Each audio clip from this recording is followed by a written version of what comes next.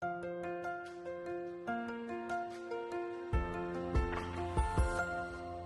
our next speaker is Wright. Now, Anne served for 29 years in the US Army and 16 years as a US diplomat in US embassies in Nicaragua, Grenada, Somalia, Uzbekistan, and on and on and on. She resigned from the US government in March 2023.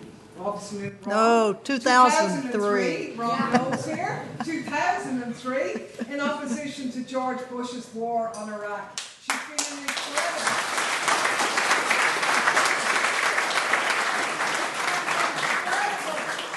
War voice for 20 years and the co-author of Dissent, The Voices of Conscience. You've already welcomed her. She's a stalwart. Anne Wright. Thank you. Thank you, Claire. Thank you, Claire and Mick, for organizing this and being the voices of neutrality as you travel around your own country, standing up against a government that seems to want you all not to be neutral anymore.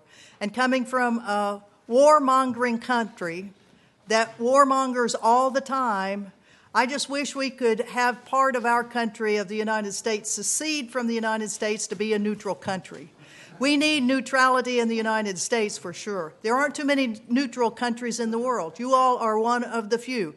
And not that you're fully neutral. I mean, we have 𝗦𝗧𝗂𝗂𝘁𝗏 and I, who are both from the U.S., we have dear friends that sat in your jail back in 2019, two Army, one Marine, one Army veteran, that cut through the wires of Shannon Air Base and or airport, but you might as well call it air base. I mean, it is, because the United States turned it into a U.S. military Air Force base by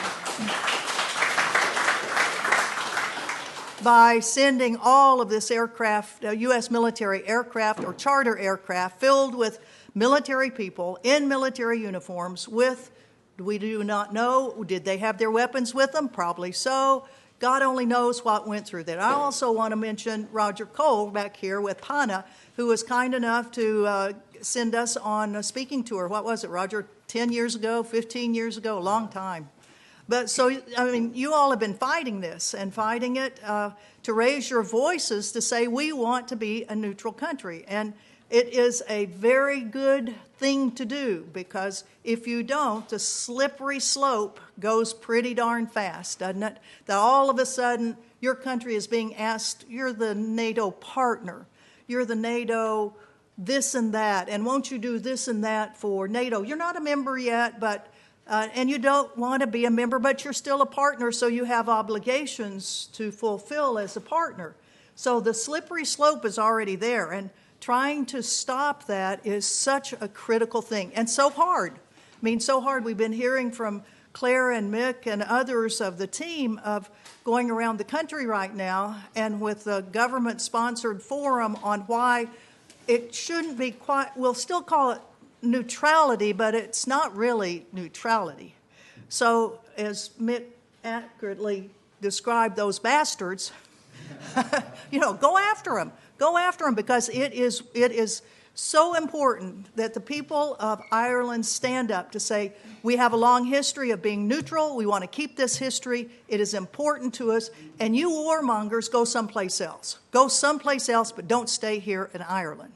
And I just want to mention it at the very end, it's the choice that we have of whether you want to be a nation that is neutral or you want to be a nation of killers. I mean, that's what the United States is. We're a nation of killers. We send U.S. military folks to kill people all over the world. And you all know the history better than we. Americans, U.S. citizens, seldom really recognize all the places the United States has had its military and have been killing people. But other people in the world, particularly those countries that have been the recipient of U.S. military actions, they know very, very well what it is.